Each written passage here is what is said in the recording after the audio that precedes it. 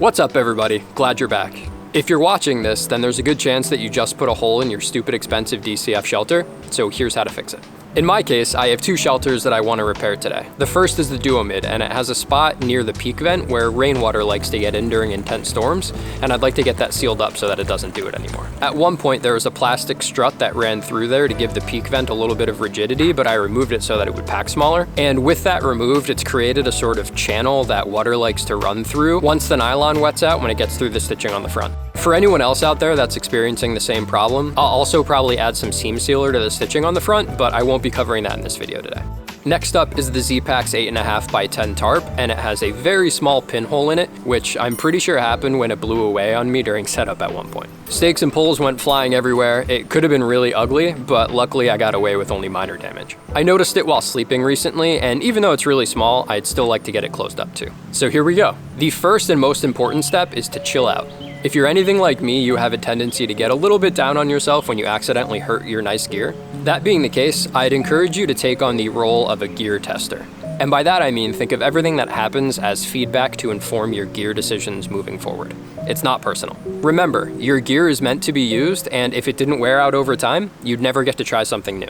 Now that we have that out of the way, you'll want to gather up all of your materials. For this repair, you'll need your shelter, DCF tape or a patch. I'm going to be using tape in this case because I'm going to be putting patches on either side of the vent on the Duomid, and if they're not symmetrical, it will bother me for years.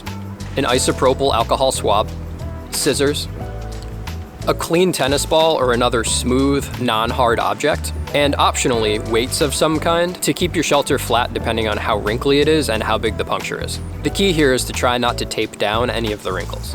The third step is to clean the area around the puncture with isopropyl alcohol. Make sure that you let it dry completely before moving on to the next step. After that, grab yourself a DCF patch or cut a piece from a larger sheet or strip to cover the damage. You'll want to round the corners on your patch so that it doesn't peel off. This is why I always recommend keeping some kind of scissors in your kit, not just a knife. Then peel off the backing and stick that sucker on your shelter. You'll want to stick the patch on the inside.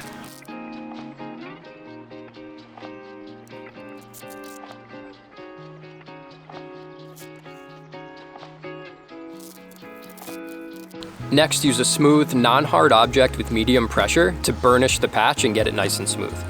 Again, a clean tennis ball works great for this.